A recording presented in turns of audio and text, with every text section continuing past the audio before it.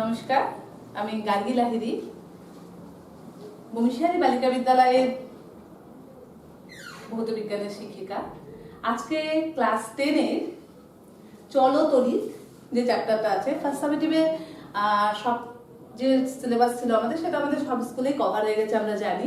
তো আমাদের সেকেন্ড সামেটিভে পদার্থবিদ্যা পোর্শনের যে ফার্স্ট চ্যাপ্টার চলো তড়িৎ, সেই চলো তড়িৎটাই আমি আজকে শুরু করছি।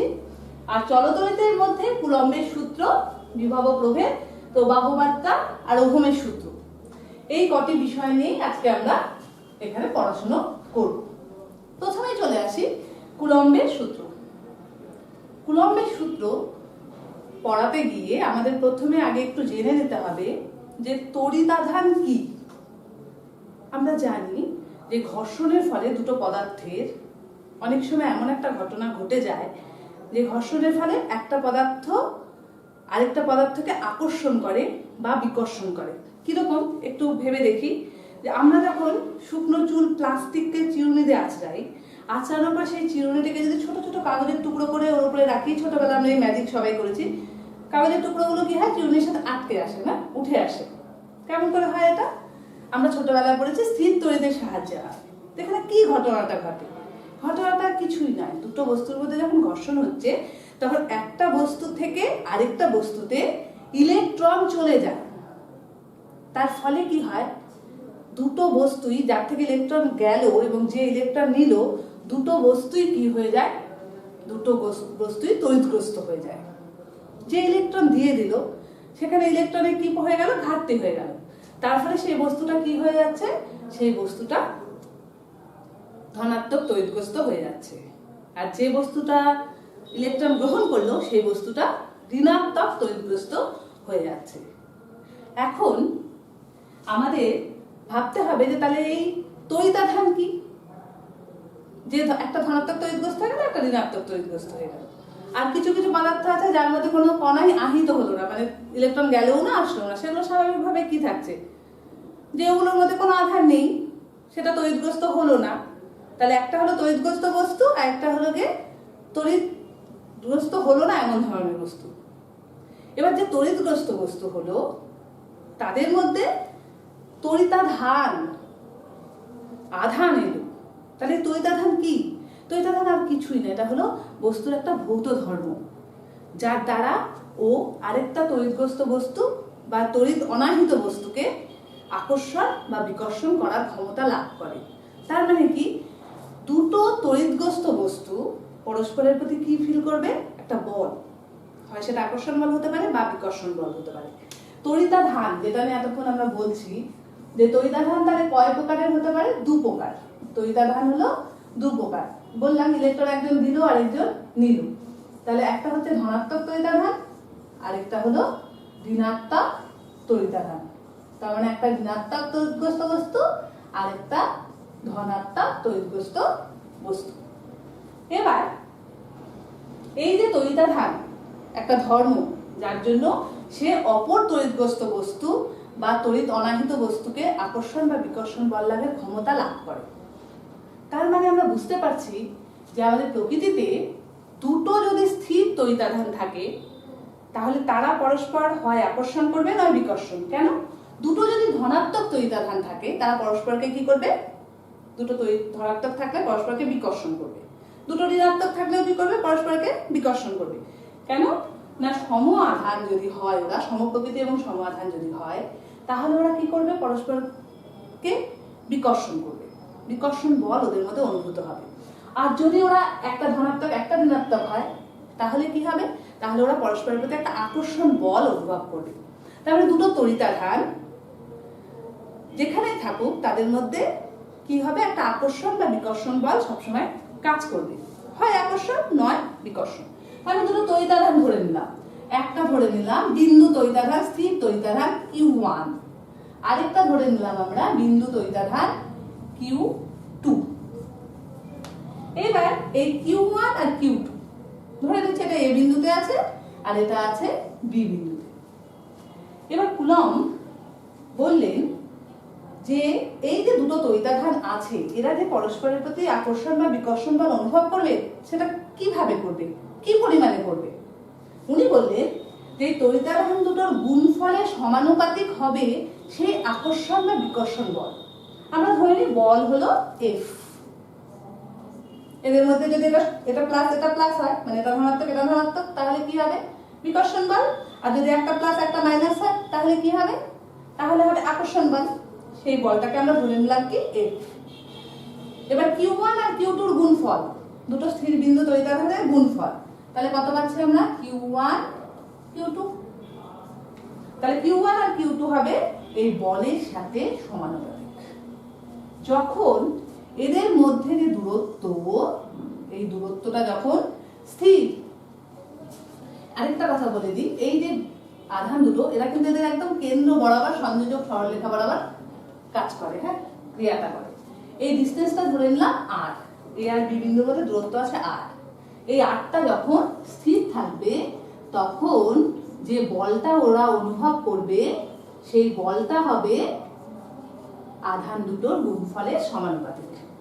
আর কি বললেন উনি বললেন যে এদের দুজনের যে ডিসটেন্স, দুটো বিন্দু আধানের স্থির তড়িৎ বিন্দু আধানের যে ডিসটেন্স, সেই ডিসটেন্সের সাথে বলটা হবে ডিসটেন্সের বর্গের ব্যস্তানুপাতিক। ডিসটেন্সের বর্গ মানে আর এর বর্গ, তাহলে আর এর বর্গ আমরা কি জানি? আর স্কয়ার। ব্যস্তানুপাতিক মানে কি হয়? মানে একটা বাড়লে আরেকটা কমবে।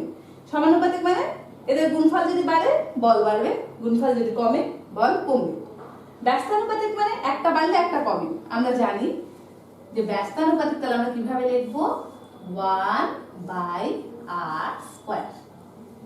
আর স্কয়ারের মান যদি বাড়ে, দূরত্ব যত বাড়বে তার বর্গের সাথে সম্পর্কিত, তার বর্গ, এফ এর মান তত কি হবে? কমবে। এরা যত কাছাকাছি আসবে এফ এর মান কি হবে? তত বেশি হবে। এটা কখন হবে? যখন Q1 আর Q2 স্থির, তার মানে এদের মানটা স্থির আছে এবং এরা একই জায়গায় আছে। এই দুটো বললেন চার্জগুলা। এবার এই দুটোকে আমরা যৌগিক ভেদের সূত্রানুসারে যদি এক করে দিই তাহলে আমরা কি পাবো? যৌগিক ভেদের সূত্র অনুযায়ী আমরা জানি, নিয়ম অনুযায়ী আর কি, এফ দুটোকে আমি একসাথে করে দেবো। F varies as Q1 Q2 by r²। কখন? না যখন Q1 Q2 আর তিনটে পরিবর্তনশীল। তাহলে আমরা লিখে দিই যখন Q1 Q2 এবং r পরিবর্তনশীল।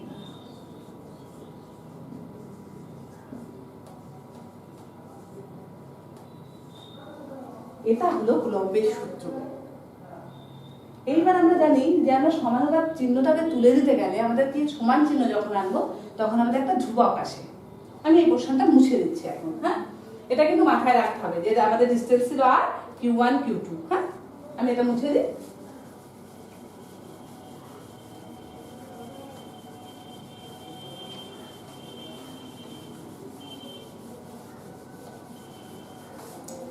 এখানে দেখো যে যখনই আমি সমানুপাতিক চিহ্নটাকে তুলে দিচ্ছি তখন একটা সমান চিহ্ন আসবে।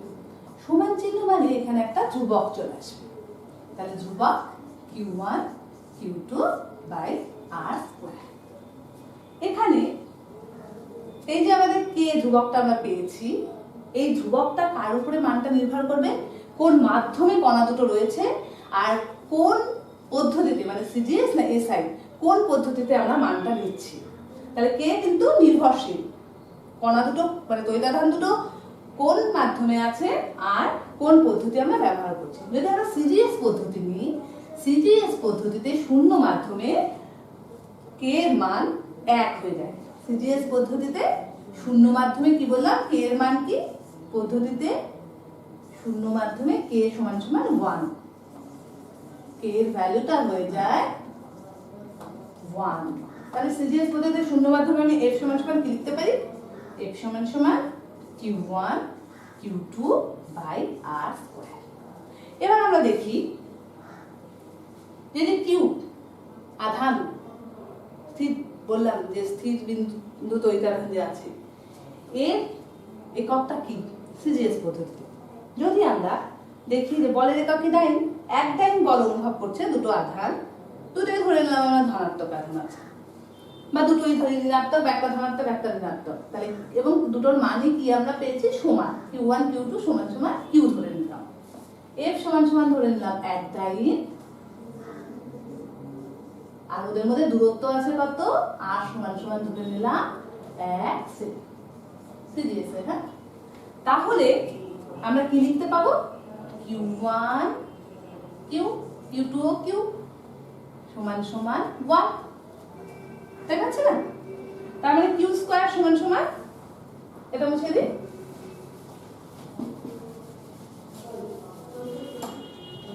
তার মানে Q স্কয়ার সমান সমান 1, তাহলে Q হবে কি প্লাস মাইনাস 1। এই যে 1, এটাকে বলে 1 ESU।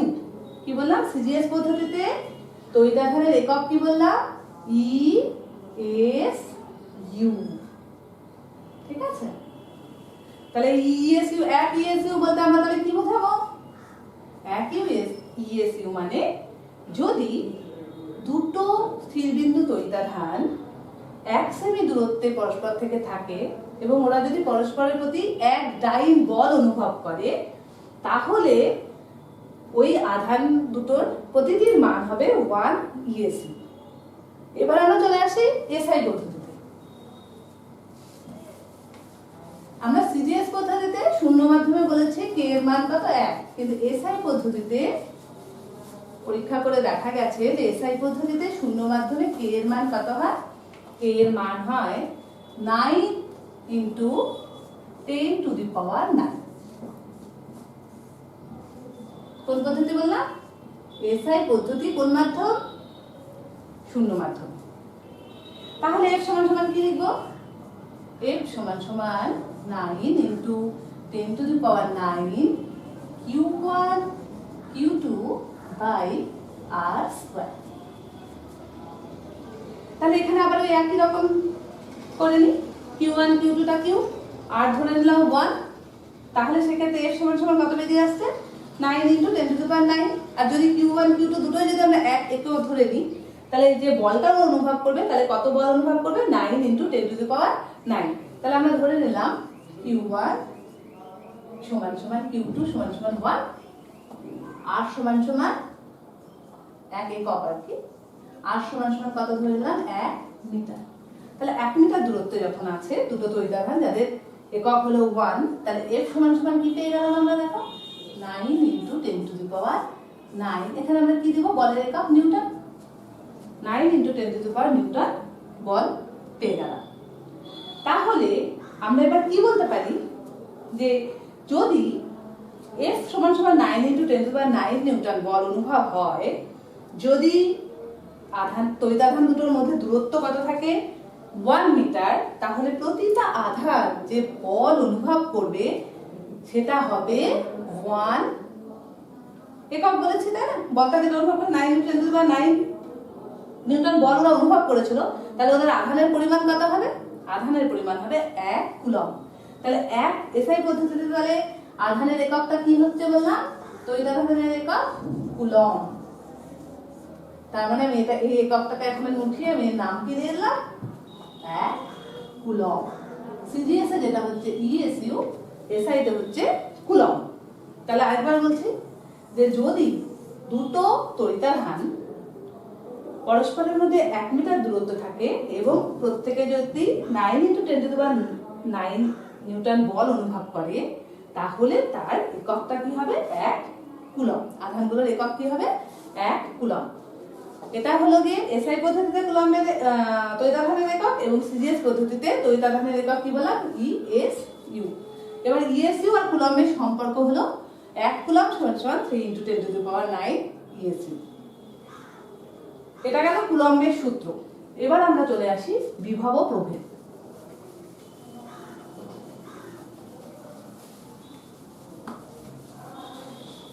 বিভব ও প্রভেদ কি সেটা বোঝার আগে আমাদের জানতে হবে বিভব কি।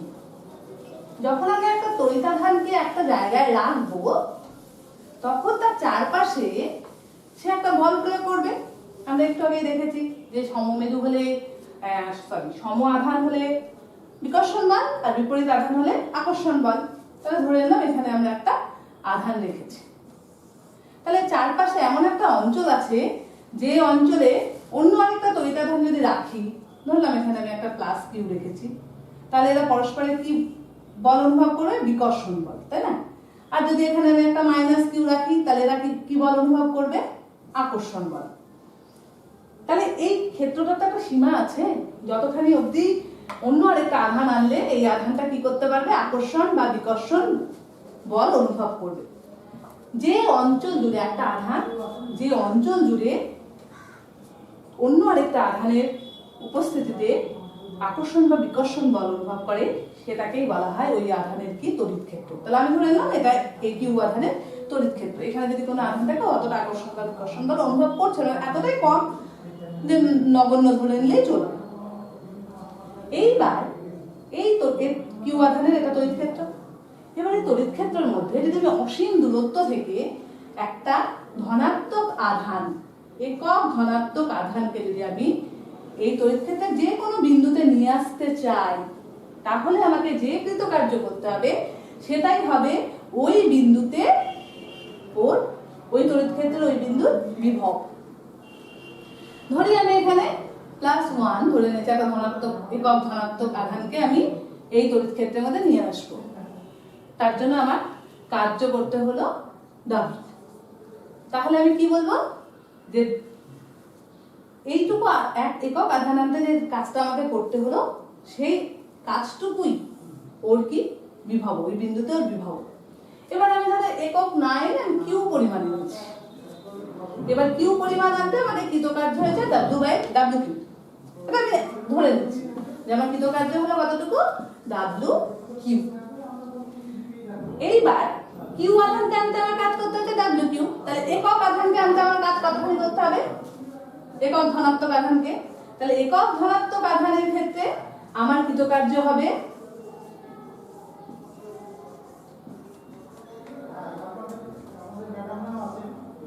W/Q/Q।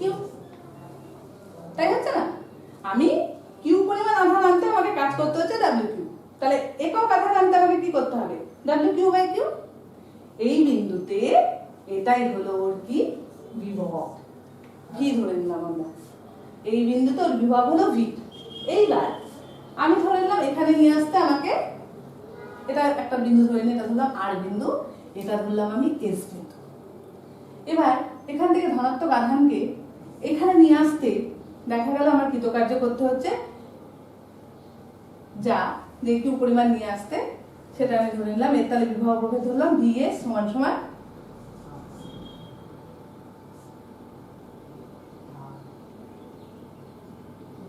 W/Q। আর এখানে নিয়ে আসতে আমার যেটা হয়েছে সেটাকে আমি ধরে নিলাম VR। ঠিক আছে? এই কৃতকার্যটা ধরে নিলাম WS আর এটা ধরে নিলাম WR।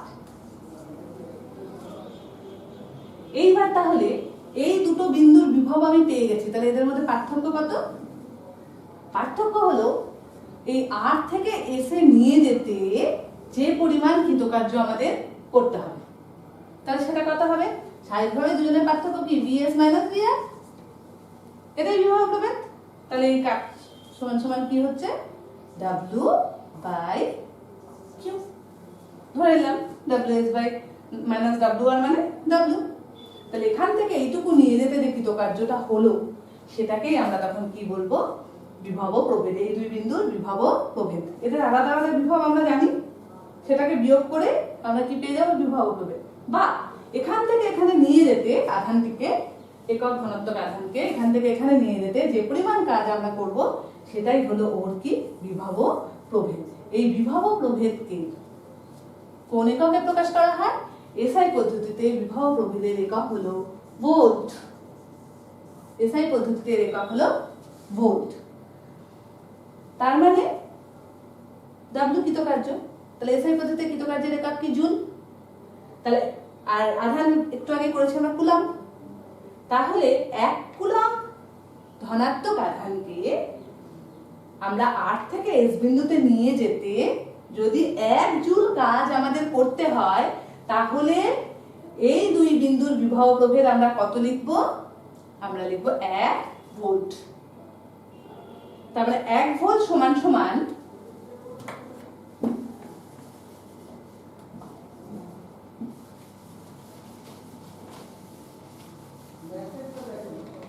তাহলে 1 ভোল্ট সমান সমান আমরা কি লিখবো 1 জুল বাই 1 কুলম্ব।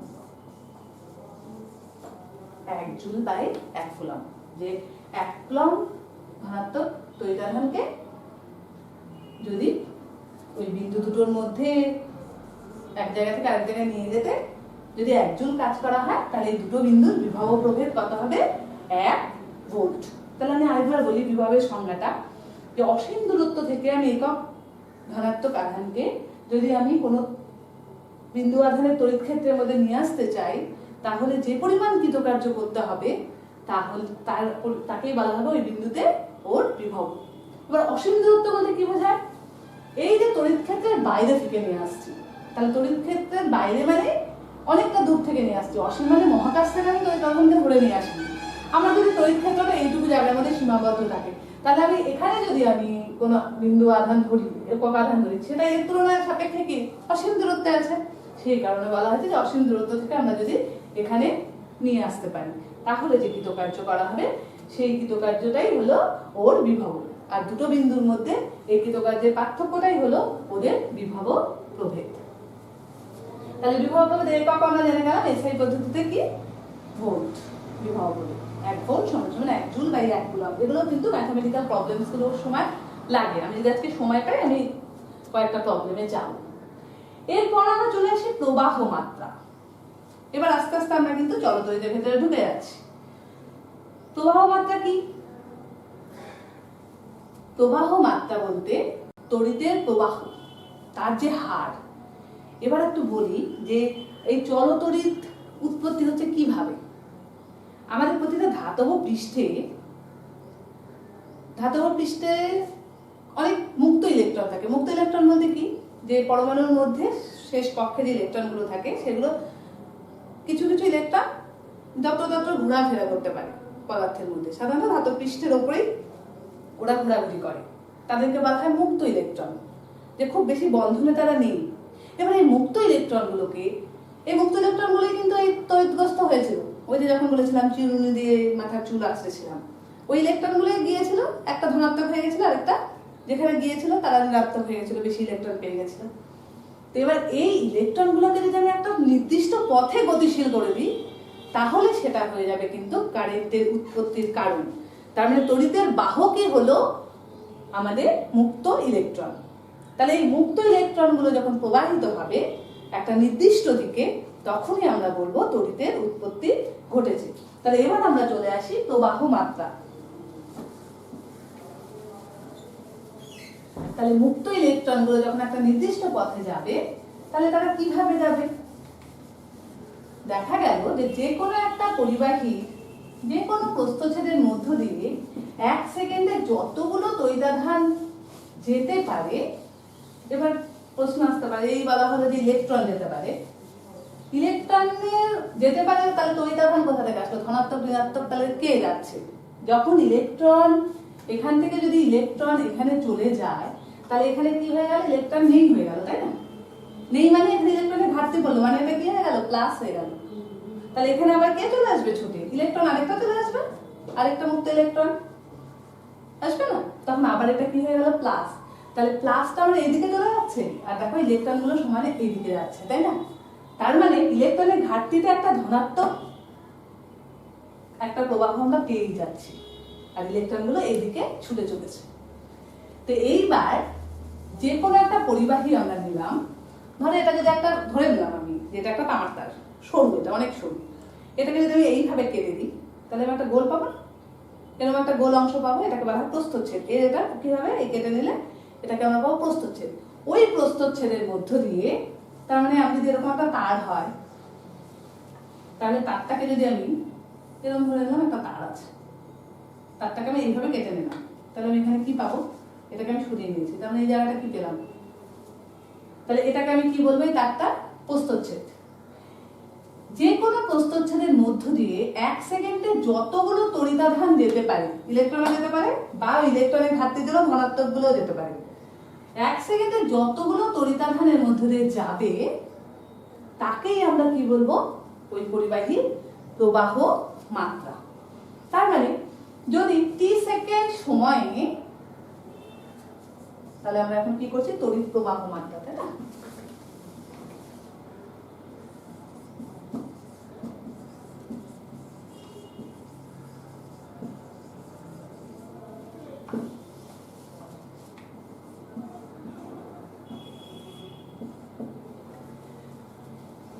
তাহলে ধরে নিলাম t সেকেন্ড সময়ে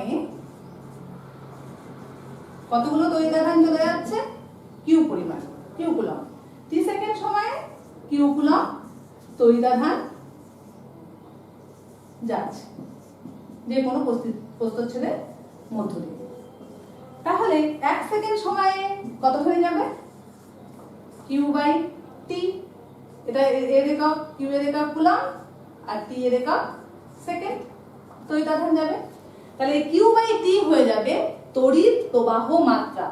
তড়িৎ প্রবাহ মাত্রাকে কি দিয়ে ডিনোট করা হয়? আই দিয়ে। তাহলে তড়িৎ প্রবাহ মাত্রা আই সমান সমান পেয়ে যাচ্ছি আমরা কিউ বাই টি, আধান বাই সময়। এবার যদি আধান সিজিএস এ নিয়ে আমরা, আধান হবে ইএসইউ আর টি সেকেন্ড, তাহলে ইএসইউ পার সেকেন্ড।